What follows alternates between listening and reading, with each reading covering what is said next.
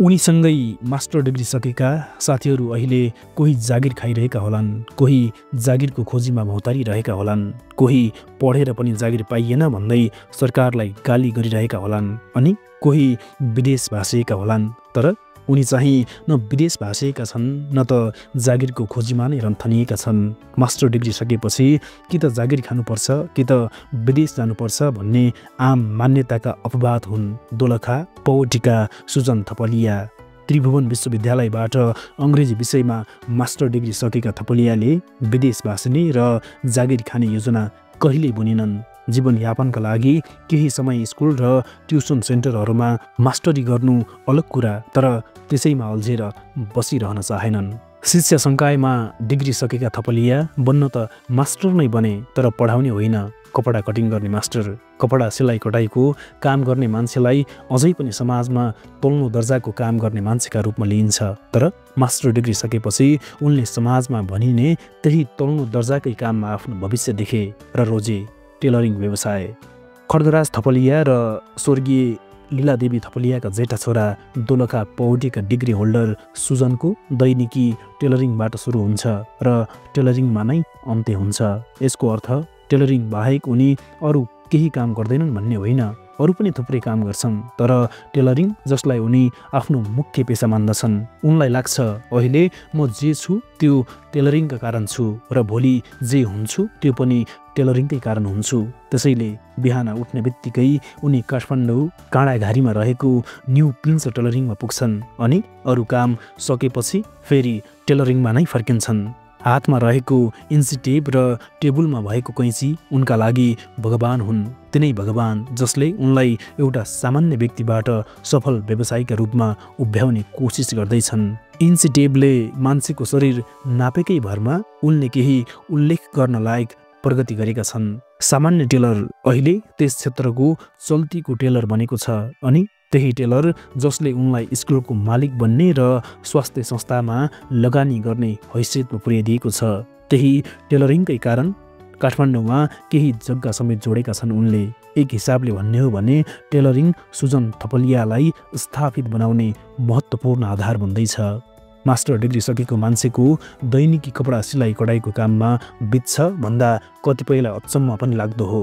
कपडा सिलाइ कटाइ गर्ने काम नपढेका मान्छेले गर्ने काम हो भन्ने पनि हुँदो रहेछ।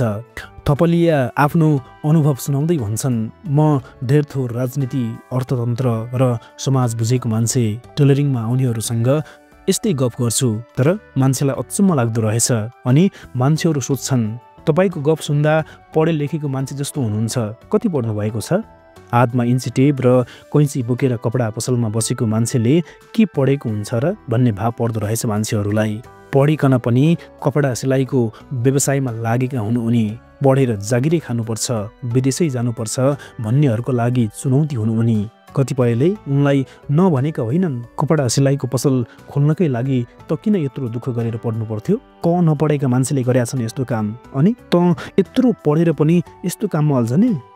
उनलाई लाग्छ अझै पनि मान्छेका कामप्रतिको सम्मान भाव जाग्न सकेको छैन। कपडा सिलाउने काम भनेको नपढेको र तल्लो तहको मान्छेले गर्ने हो भन्ने मानसिकता अझै पनि धेरै मान्छेमा छ। टेलरिङ एउटा वृहत व्यवसाय भइसक्यो भन्ने कुरा अझै धेरैले बुझेका छैनन्।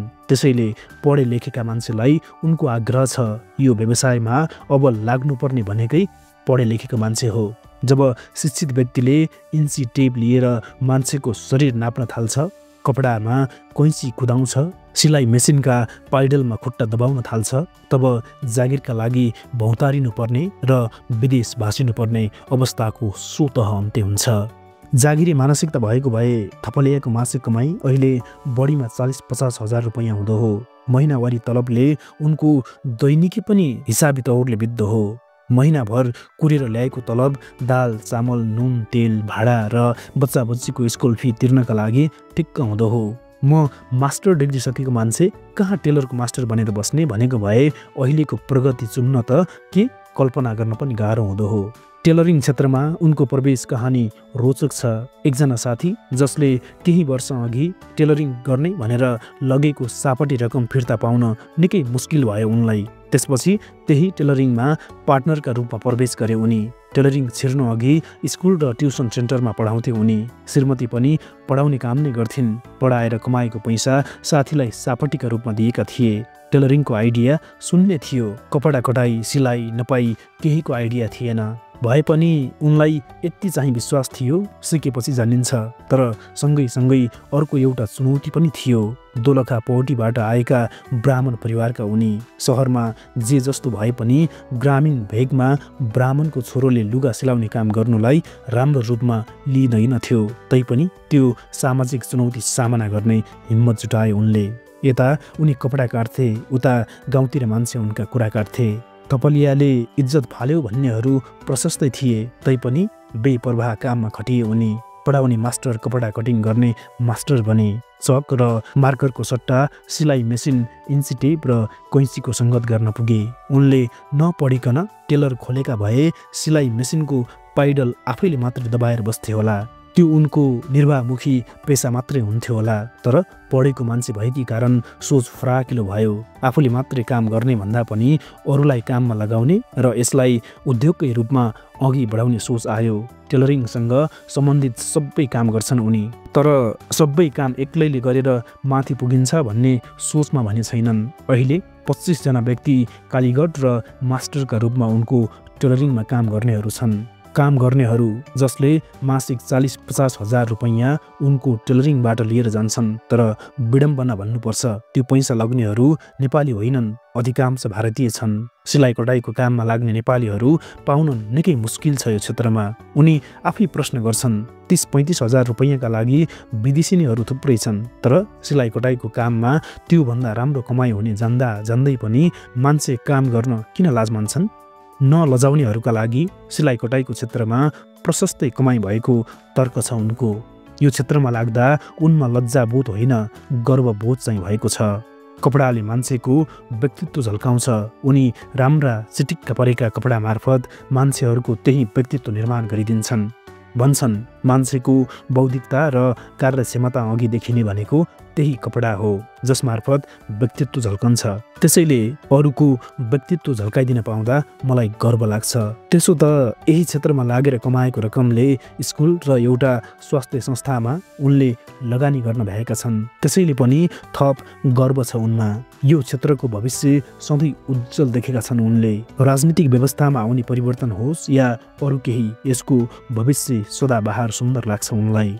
भन्छन् कारखानाबाट निस्किएका कपडा त्यत्तिकै बेरेर हिँड्ने कुरा भएन, सिलाउनै पर्यो। अनि कहिले सकिन्छ र यसको भविष्य? सिलाइ कटाइको काम गर्ने मान्छेहरूको अभाव देख्दा उनलाई असाध्यै दिक्क लाग्छ। जागिर पाइएन भनेर गुनासो गर्दै हिँड्ने मान्छे देख्दा रिस उठ्छ। भन्छन् यहाँ जागिरले मान्छे खोजेको खोजै छ, अनि मान्छे चाहिँ जागिर पाइएन भनेर भौतारिए। मान्छे नभएकै कारण कति टेलरमा सिलाइ मेसिनहरू थन्किएका छन्। मान्छेकै अभावमा कति टेलर बन्द गर्नुपर्ने अवस्थामा पुगेका छन्। काम गर्ने मान्छेहरूको चरम अभाव देखेपछि उनी एउटा अभियान गर्ने योजनामा छन्। नेपाली मास्टर र नेपाली कालीगढ उत्पादन गर्ने योजना। यो गर्न सकियो भने नेपाली पैसो नेपालमा नै रोकिने विश्वास छ उनको। काम गर्न के को लाज? उनी अहिले टेलरिङ बाहेक स्कुल र स्वास्थ्य संस्थाको सञ्चालक समेत भइसकेका छन्। तैपनि इन्ची टेपले मान्छेका शरीर नाप्न र सिलाइ मेसिनका पाइडल दबाउन कुनै अप्ठ्यारो मान्दैनन्। अप्ठ्यारो उनलाई मात्रै होइन, उनका भाइलाई पनि लाग्दैन, जसले BBS सकेका छन्। करिब 2 वर्ष अघि हुनुपर्छ उनीसँग मेरो पहिलो भेट भएको। एउटा पुरानो पाइन्ट मर्मतका लागि घर नजिकैको टेलरमा पुगेको थिए। टाउकाको अघिल्लो भागको कपाल लगभग मेरै हालतमा पुगेका एक युवा थिए त्यहाँ। मेरो सोच पनि आम मान्छेको भन्दा फरक थिएन। टेलरिङ पसलमा बसेको मान्छे त्यति धेरै पढे लेखेको होइन होला भन्ने नै थियो। तर कुरा हुँदै गयो, उनी त मास्टर डिग्री सकेका मान्छे पो रहेछन्। टेबुलमा कपडा काट्दै मसँग गफिँदै गए उनी। तपाईँ टिभीमा काम गर्नुहुन्छ है? कस्तो छ अहिले टिभीहरूको हालत? प्रश्न तिर्स्याए। केही समय अघि तितो सत्य लगायतका टिभी कार्यक्रममा पत्रकारलाई तलब पाउन गाह्रो भएको सन्दर्भ प्रस्तुत गरेका कारण पत्रकार भनेका बिचरा नै हुन् भन्ने भान थियो समाजमा। सायद त्यही भएर होला उनले टिभीहरूको हालत सोधेका। केही समयपछि मेरो पाइन्ट मर्मत भएर आइपुग्यो। औपचारिक र अनौपचारिक कुराकानीसँगै त्यस दिनको भेट त्यति नै भयो। मेरो घर र उनको टेलर दूरीका हिसाबले 2-3 मिनेटभन्दा टाढा थिएन। बेला बेला भेट भइरहन्थ्यो। सामाजिक क्रियाशीलता बाक्लै थियो उनको। विभिन्न कार्यक्रमहरूमा बेला बेलामा आमन्त्रण गरिरहन्थे। कार्यक्रमहरूमा कहिले योजनाका रूपमा देखिन्थे, कहिले अतिथिका रूपमा। उनका प्रतिभा अनेक थिए, कहिले कुन रूपमा देखिन्छन्, कहिले कुन रूपमा। उनका अनेक प्रतिभाको प्रशंसक हुँ म। तर सबैभन्दा ज्यादा चाहिँ टेलरिङ क्षेत्रमा उनले गरेको मेहनतले लुभ्याएको हो मलाई। मास्टर डिग्री सकेपछि अधिकांश मान्छे सानातिना काम गर्न रुचाउँदैनन्। अझ कपडा सिलाउने मेसिनका पाइडल दबाएर बस्ने भन्ने कुरा त धेरै टाढाको विषय हो। त्यहाँमाथि समाजमा उनी जत्तिको चल्ता पूर्जा मान्छे सगौरव टेलरिङमा रमाउनु त धेरै ठुलो कुरा हो। मेरो पुस्तक लेखनको काम आधाभन्दा बढी नै भइसकेको थियो।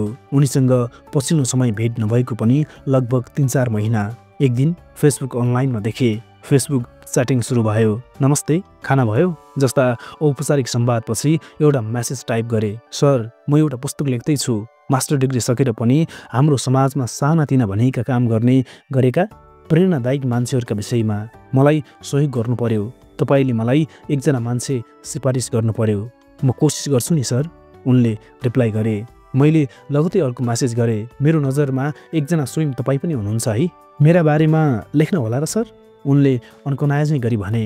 किन नहुनु, मैले खोजेकै तपाईँ जस्तै मान्छे हो। उनीसँग त्यही बेलुकी भेटघाट भयो। तर त्यो दिन पुस्तक लेखनका लागि औपचारिक संवाद गरिएन। अर्को एक दिन उनकै साथीको एउटा क्याफेमा बसियो र लेखियो मास्टर डिग्री होल्डरको कपडा मास्टरिङको कथा।